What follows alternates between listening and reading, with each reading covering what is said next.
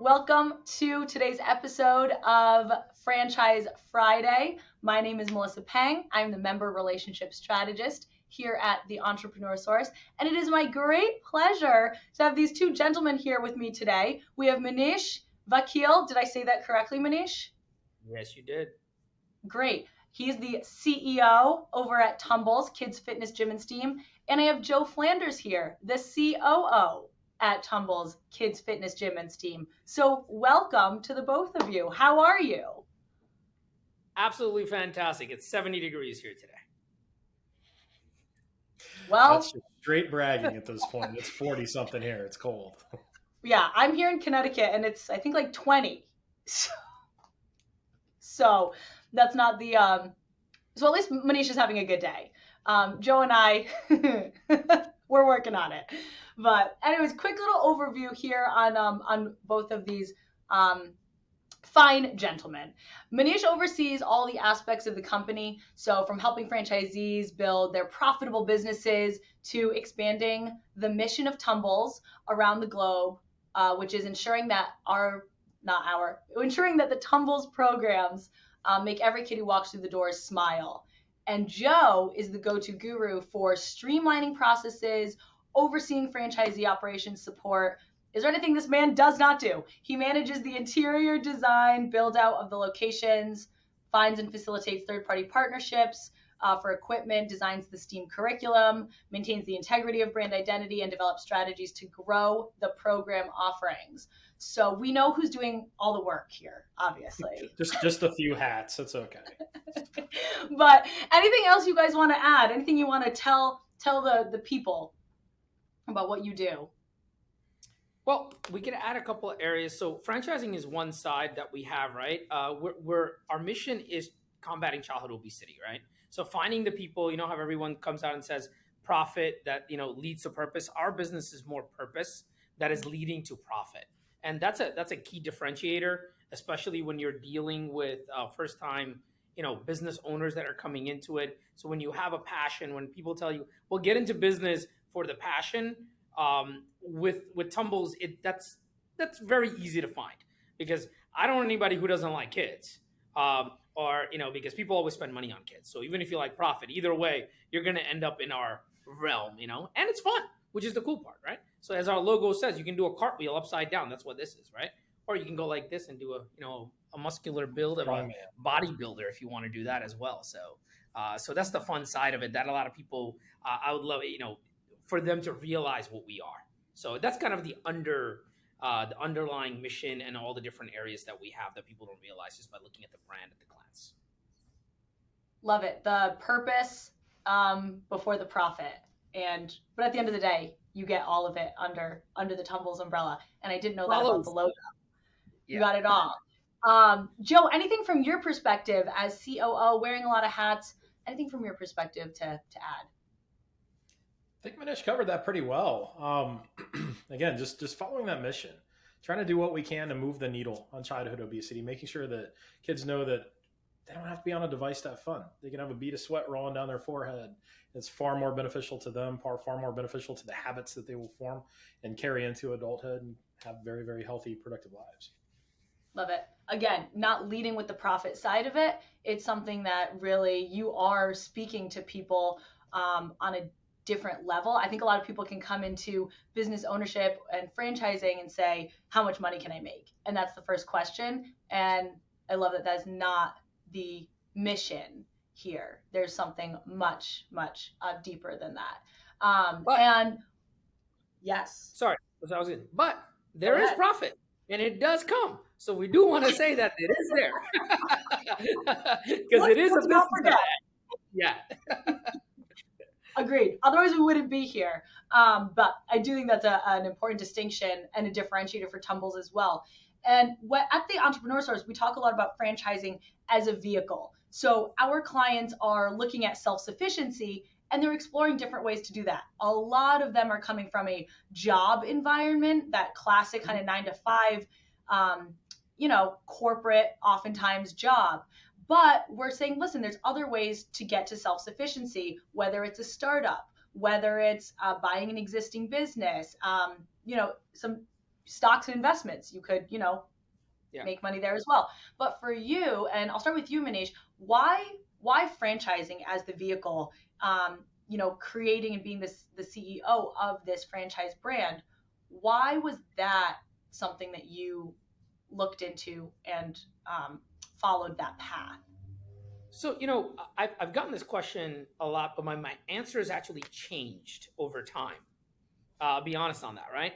And the reason being is originally, franchising was like, hey, you know what? You find a lot of people to open the business, and then you support them, and then you make money this way, right? And that was the original idea. I mean, 10, 12 years ago when we originally thought about it. Now, Tumbles has been around for 7 years, and what I realize more and more is, in order for our mission, which is shaping the minds and bodies of the future, we need people who have a purpose driven mindset. Now, as I mentioned earlier, the idea of having this purpose allows you to enjoy what you do, and then the profits automatically follow because you enjoy going to work. And having those types of people coming in and they have a vested interest because they have their money in the business as well at a Tumbles facility. Now they're going to go into their community and actually reach out to the kids over there and run a program that is actually going to have an impact for, as Joe mentioned, a lifelong impact. You build those habits, right? Now, in order to find these people, you have a vested interest. Everyone's interests are completely aligned top to bottom. And there's no better way than franchising, because when people are coming in, you get to train them. We have the systems in place. You get to work with people with like-minded, same philosophy. And that just, crazy enough to say, it makes a hell of a lot of fun. Like, you guys say Monday, it's my favorite day of the week. I mean, I literally, and Joe's heard me say this a billion times, right? Because it literally, I believe it, seriously, it's my favorite day, right? And because you're starting off, and Friday comes along and I'm like, yeah, it's nice, but I'm always looking forward to that because of that reason. So yeah, franchising works well. And I think it's building entrepreneurs at the same time. And it's a stepping stone. So all these people who are coming in as franchisees, new business owners, we get to work with them. They're excited. The passion is there. And that makes it all worthwhile. Even forget about the fact of making the kids smile. You have franchisees who are coming in who are actually smiling and having a blast. And I feel too like the franchisees, when you look at franchising, it's people who have like raised their hand to say yes, and I'm investing. It's not I'm just going to sign my employment agreement or whatever it is. Like, I believe in this brand. I want to carry through the mission. I want to bring this into my community. I can see how much good this would do. So you have those brand ambassadors that are saying yes, and I'm willing to invest time, energy, resources, money into this as well, which is awesome. Yeah, it's like that idea when you come out and say, I'm literally going to put my money where my mouth is. Yeah. And that's what you're doing. Yeah. And with these awesome invested franchisees. Joe, for yourself, and you come from an actual, not many people may know this, but from the franchisee as an owner perspective. So you kind of see it on all sides. So what's your take on it? Why franchising?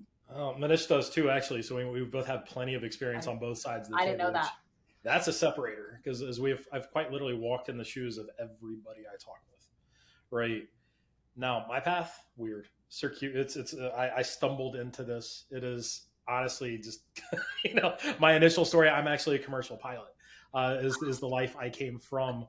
Ended up in franchising to help my family out, who had just entered into the business as franchisees of another kid's brand. Grew that business. Thought it would be really cool to bring my STEM background. I'm a bit of a science and math nerd. Figured that I wanted to bring that to the kids' space, because I did not see that here in the North Atlanta market. Created a business that didn't do as well as I wanted it to do. I was a little bleeding edge. Talked to a trusted advisor, this gentleman right here, and ended up actually pivoting that business into a learning center model that I did for about a decade. And then ultimately ended up wanting to do something a little bit more. I had a very challenging client base. I wanted to do something that brought smiles to kids' faces. I wanted to bring something that really had more of a valuable impact on the community. And the idea of Tumbles was just so very appealing to me. So got out of the business of being an owner-operator, and again, came to the side of the table with a lot of background, a lot of experience, and quite a few chips on my shoulders from the lack of support we got from the other franchise brands, just really trying to do things a lot different than what I experienced.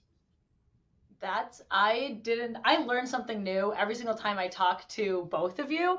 So, and I don't know, Manish, if you want to speak to the franchisee side of it as well, but what I will say is, Joe, just listening to you, you've been in the franchise candidates' shoes, you've been in the franchisee's shoes, now you're on the franchisor side. That brings a lot to the table. And the word that came to mind, you have this commercial pilot background, nothing really even in the industry, definitely not in franchising. And that's what I love about franchising is it's this community and like a melting pot. This is a space where you can have a lot of different people with diverse backgrounds, whether it's different race, gender, it doesn't really, religion, it doesn't matter. It's like franchising is this very, it has a really great, it provides a lot of great opportunities for a lot of different people, which I love. But Manish, I don't know if you have anything to kind of add to that. Yes. It works out really well, right? So, I mean, Joe's background as a commercial pilot, you underestimate that side of it, but think about it from the aspect of taking a plane, right? You want everything. It has to go in order. The systems, the processes that come into play, right? And that's exactly the reason why he's so good at his job in terms of what we end up doing is we want to make sure that airplane that you're taking off, which is the Tumbles franchise, that it stays in the air and is stable, exactly, right? And what systems and processes do you have in place? So I started as a single unit owner. Then I went to multi-units, and then I was an area developer. Then I was a master developer, ran a system for 10 years, and then sold a lot of those businesses, shut down a lot of them as well, and then lost some of them as well. So multiple different reasons, opened up locations in 13 different states, almost 60 different locations, and then started my own brand. So it's a complete, and then starting the own brand, I came out of investment banking. So from that side, I actually acquired a brand and then rebuilt it from scratch. But I didn't rebuild it by myself. It's not me. It's the rest of the team. So the team is absolutely fantastic. Technology to the systems that Joe runs. And then we have an entire side for curriculum and training side. All of that is built in-house. So we did that because, again, as Joe said, we didn't get a lot of great support from other brands. So what we wanted to do was we found out what not to do, right? So when a franchisee comes into a Tumble side, you can come out and say, what should you look for? So it doesn't matter if it's a Tumbles, right?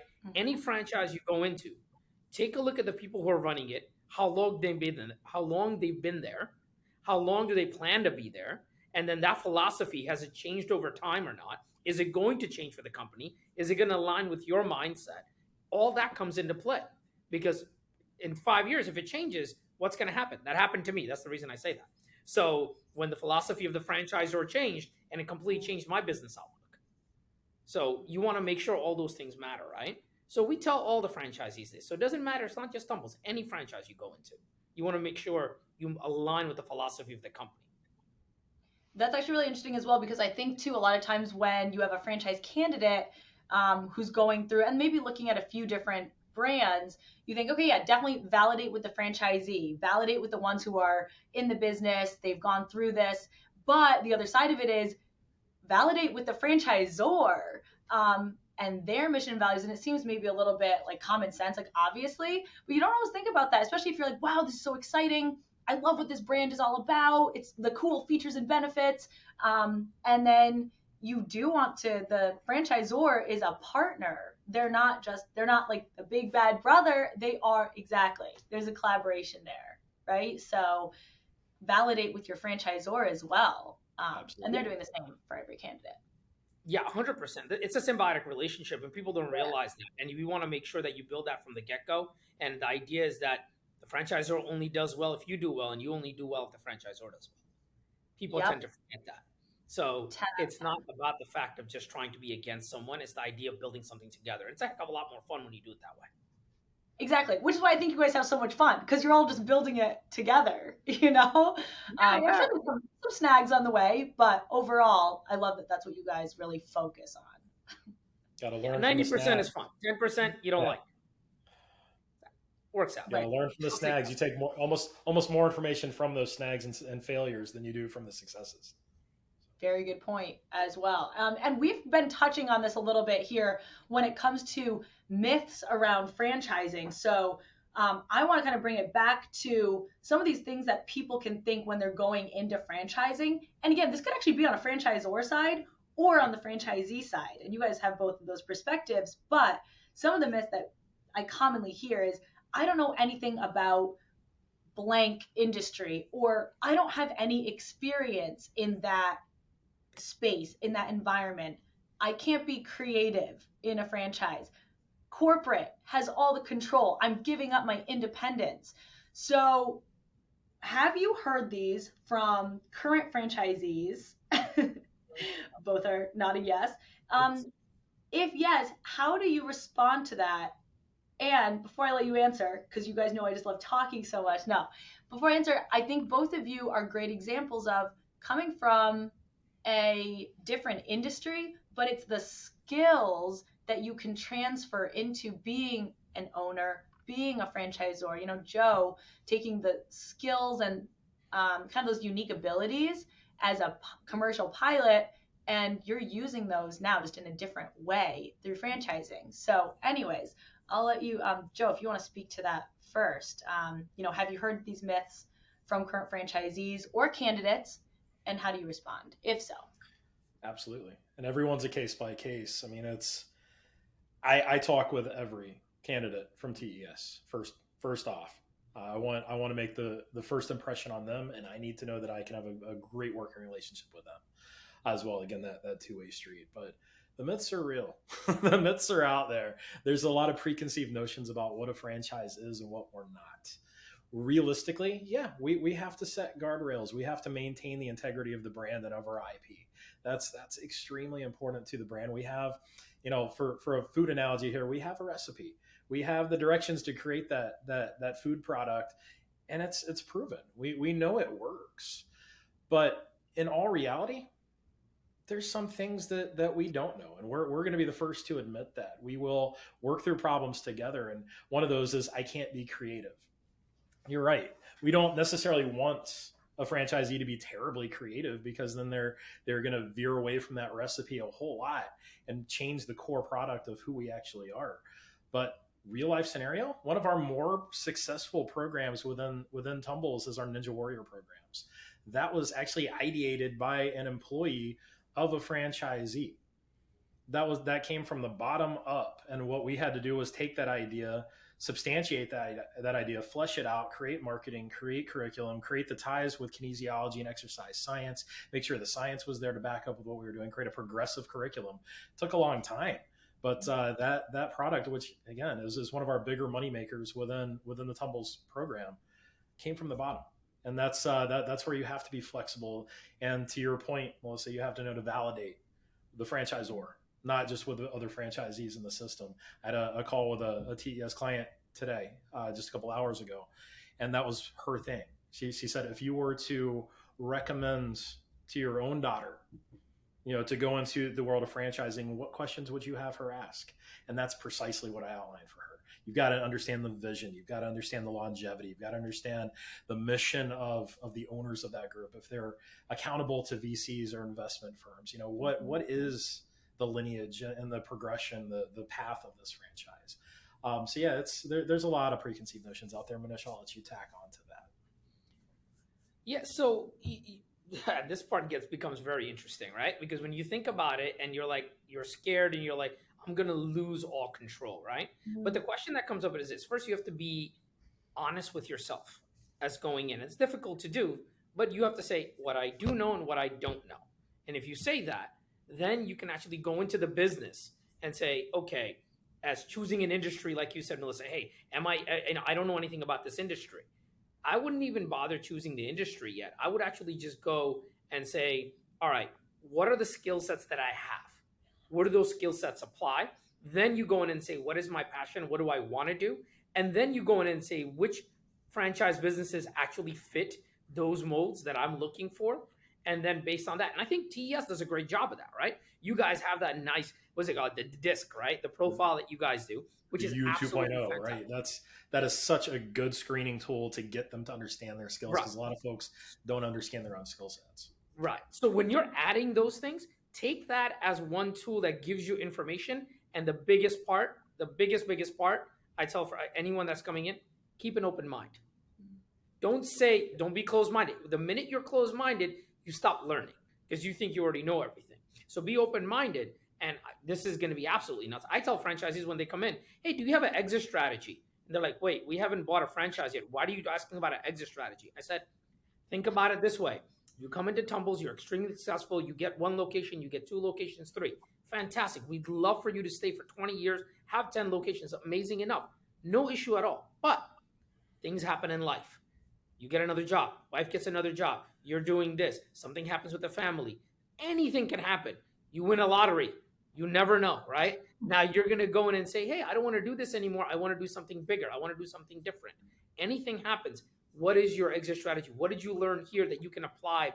Because now you're able to take on a bigger challenge, right? So this is a small challenge that you're starting off with where, as Joe said, we have guardrails. You might want to go into something with less, a little bit wider gaps. Maybe no guardrails where you create your own guardrails, right? So the idea of coming into a franchise system, and the best part about it is you have leeway.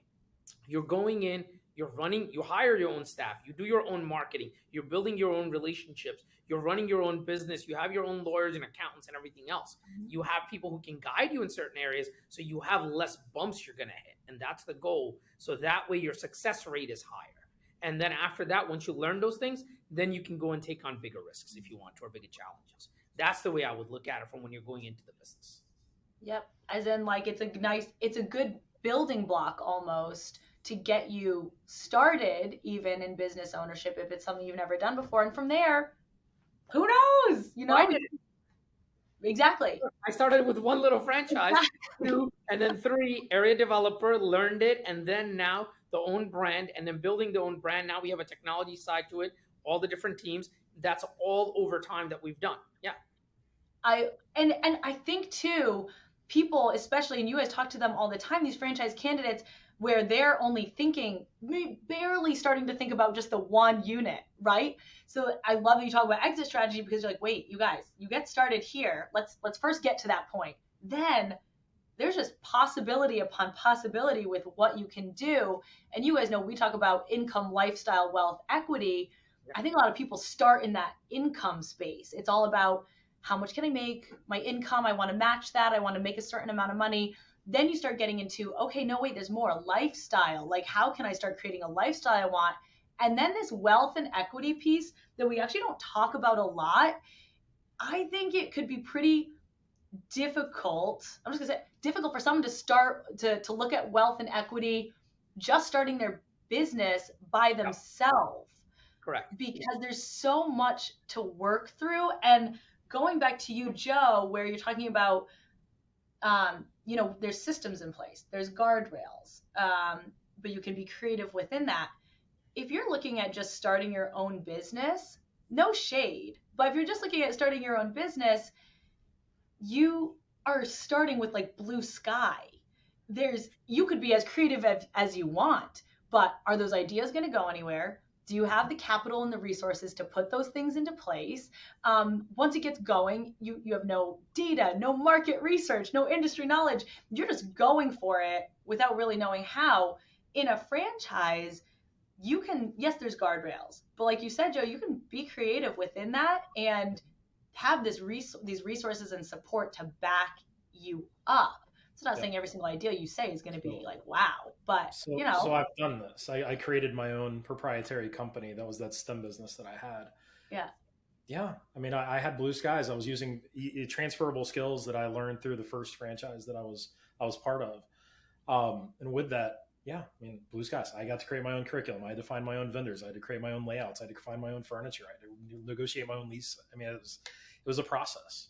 It was a process, but ultimately I didn't have that market research side. I was too early and it failed. And that's why I ended up pivoting into another franchise brand.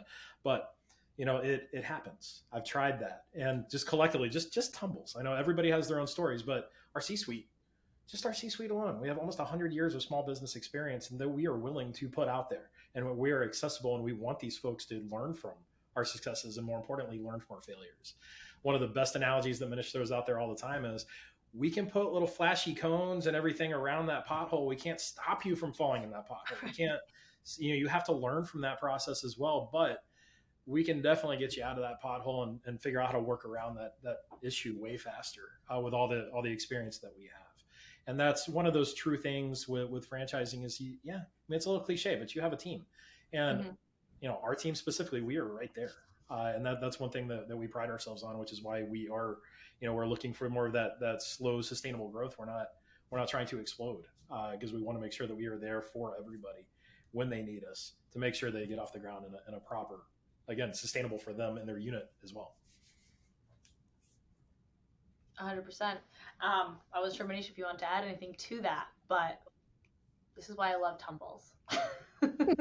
Well, I mean, there's a million things we can add, right? The one thing I always tell all the coaches at TES is, right, anyone that's interested in any business at the end of the day, if you guys want to send them our way, we'll be happy to chat with them, even if they're not looking at Tumbles, right? Because at the end of the day, it's about business. And we have, what we just started doing recently, which is very interesting, is training. We took the training back. Not people go, well, how do you do this? We do so. How do you use email? How do you use our systems that you have in place? What software you use, right? We went back a couple more steps. We actually go in and say, here's accounting 101. Here's legal 101. Here is actually what it means to be an entrepreneur from a mindset, emotional mindset. So, Tumbles always has the cognitive, the physical, and emotional. We put it together and we said, wait, how do we do that for our franchisees? Because when we start off, it's the emotional side, right? It's very difficult because you're saying, well, it's $300,000 to start. It's $200,000 to start. It's $500,000 to start. Whatever number you're starting with of any business, that number starts going down and you're like, wait, I haven't made any money yet. Oh my God, this number is dropping. And it starts to create an internal panic. Am I going to be successful? Am I not going to be successful? How am I going to be successful? Your mind tends to go the negative more when you start off and you're like, holy geez, I'm not going to make, what do I do? Let me start cutting costs, right? Perfect example. First thing that people end up cutting in business, marketing. Yep. Which is absolutely the worst thing you can cut. Because at the end of the day, if you're going to cut something, you start off and start cutting ancillary costs that you have. And marketing is a necessary cost. It should be a fixed cost. It should not be a variable cost, right? Because marketing is what drives your revenue. And when people start cutting marketing, they go, well, we're not doing as well. We're not doing as well. Let me start cutting costs everywhere. Make sure you actually increase your marketing budget, not decrease it. So that's what we did during COVID. When everyone decreased their budgets everywhere else, we decreased some of the things. Our travel went away. Hey, forced to. Well, good enough. Let's put that money directly into marketing. And hence now, because of that, we've done almost 5 deals with TES in the last 7 months already, which for our size is doubling the size of our company and now going into international side as well. So all of those things as franchisees need to understand that. The mindset, emotional side is the toughest part, and we want to train them from the get-go on this area. We start with training the day after they sign. Just get them right. You got to get them into the mindset and start just. It's scary. Right. It's scary. So if you chip away slowly, then it's not as scary. It's actually fun. You got to enjoy the journey. Because if not, the end place that you're going to, it's going to be very anticlimactic. Yeah. 100%. And it is so easy to just sink into like, well, you're on this high because you love this business. You're like, oh my goodness, we're ready. We're going to be self-sufficient for my family. And then you start getting into it. And it's, there's a lot to it. I have not been on the franchisee side yet, but there's a lot to getting started. You're only just taking those first steps after signing that franchise agreement. You haven't even taken any steps. You've made the decision. So also when you are a franchisee or franchise candidate, starting to look at which brand you're going to go with, validating on the support and where's the training, when is the training, what does that look like? And I love that you guys look at mindset. It's not just here's how you wrap your vehicle, here's how you set whatever up. It's the 101. It's the mindset. It's like, how are we going to walk through these different pieces and give you the tools so you can be successful? Yeah, it's education. It's education. Yeah. This is where the mindset comes in, where you say you have an open mind saying, hey, I know some parts of this business. I know how to hire people, but do you know how are hourly employees versus salary employees? And then you're looking at how do you actually empower them and to keep them vested in the business so they keep going over the long term? How do you actually build a team where everybody comes up? Everybody says we like to build from within. Our team has almost a completely 100% retention rate from our corporate teams since we started. If we've added people, we haven't lost anybody, That's a right? big And yeah. that says a lot in terms of who we have. That includes our vendors that we work with, which is crazy. So we build those relationships over time. So it's the same thing. How do you teach franchisees to do that with their employees, right? That makes a Yeah. huge difference when it's your money on the line. A little bit different than when it's a corporate money on the line and you're just saying, I'm just giving a performance review, right? It's Yeah. training. How much does it cost to train the employees? How do you keep them? Is it better to fire them or get rid of them and then get a new employee? Are you going to start again with the training? What is the time value of that you have to spend again in order to retrain someone new? Things like that. Yeah. So it's fun. You got to enjoy this journey stuff, and then we help them go through it. Exactly. Listen, if you can have the F words of franchising, if fun is one of them, then you're in a good place.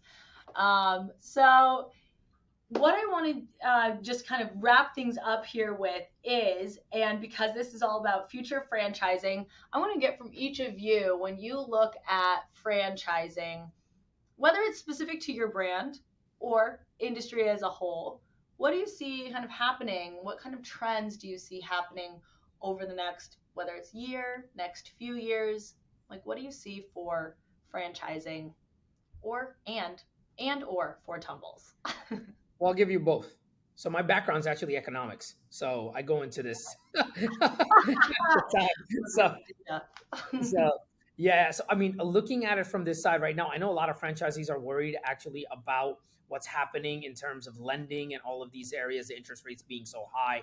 Think about it from the aspect that today, yes, they're high. Where are they going to be in 6 to 9 months or whatnot? What are they going to be like in a year? You don't know. So you have to actually take a look at current economic standards and say, all right, am I going to be willing to operate at the highest level with the cost being at this level, with cost going down later on?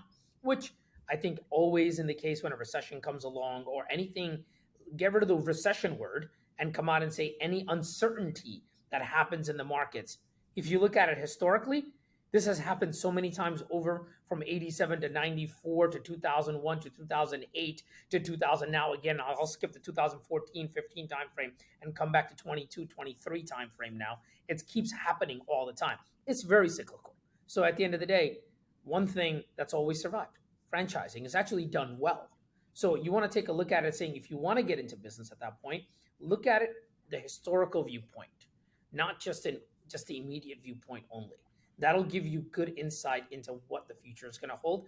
Yeah, it'd be nice if I knew what's going to happen in the next 2 years, Melissa. Yeah, I'll have a crystal ball and I can come out and say this is what it's going to be. But yeah, you can say that be prepared from the aspect of saying, plan, as I say, plan for the worst and hope for the best is one thing. No. When you plan for the worst, at the end of the day, the best is going to, anything above that is going to come out to be absolutely fantastic. And franchising is a proven model, so it's not even planning for the worst. It's calculated and it's actually proven. So you want to get into a business, then go in franchising. Amen. Amen. From the economics major himself. So, and Joe, what, from your perspective? I don't know if I have a lot to look at there, but even short-sighted, just dealing with clients who are a little short-sighted, because a lot of them are, again, merely fixated on the collapse of the banks and looking at that big R word, recession.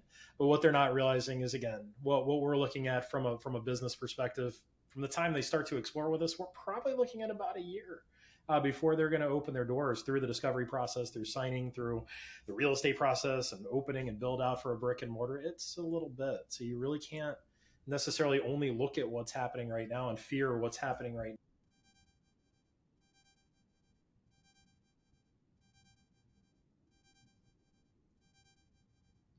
Right. And and thank you both for sharing that as well. And that it's not all doom and gloom. And I think, yes, you hear a lot of that on the news, but to your point, Manish, of looking back at franchising as a whole, it has been around for years and years and years, very successful. And I think it's the beauty of the franchise as well, is you are really not alone. You have full support of your franchisor, you have other franchisees, and there's just a lot of really great things there. And I think it all goes again back to mindset. And we talk about like abundance mindset. You know, if you're in a scarcity mindset, it's probably not going to go that well. But, you know, you're going to get that. But when you look at all the positives that can come from it and that you can do right, there's just so much. So there's a positive outlook for sure. Okay, and now to end. So I stole this from Stephen Hobbs. He's the podcast host of Diary of a CEO, and he asks his guests the question that his last podcast guest left for you. Does that make sense? Did that make any sense at all? Yeah. Okay. So here's the question: if you could have any one superpower, what would it be and why? I've actually been asked that before. What? You have been asked that? Yeah. Pretty sure my 9-year-old What is daughter it? asked me What that is this it? I got that question from my twin boys, actually. It wasn't even anybody coming in from anywhere else. So we watch so many Marvel movies, right? You know, that's an interesting part, right? So, you know, what is the one superpower? Is it existing? I asked like 20 questions in return. So I'm probably the worst person to come out and say, what are my actual guardrails, as we talk about in franchising, that allow me to choose what it is, or is it anything, right? It's anything for right now. Yeah. So anything. Go ahead, Joe. You want to go first? I got like a million things on that side.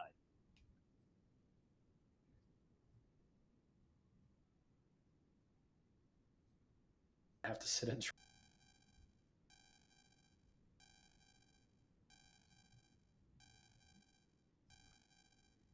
I love. Oh yeah, mine definitely has to do with mindset to what you're able to do. It's not money or anything else. It's the idea of actually. It's not. I guess you call it a superpower at that point. That coming in is the idea of understanding person's emotions before they even happen. That allows you to counteract and have a lot more. You know, again, I always say enjoy the journey. I'm not worried about the end destination, because there is no end destination at the end of the day, because that's going to always keep changing. As you say, we keep changing goalposts. So if I knew that and what people are thinking, you just ask me right now, what's the future going to look like? How's it going to be? So if you can plan for it now, then if I have a head start on that every single time, that's going to make life a heck of a lot more fun.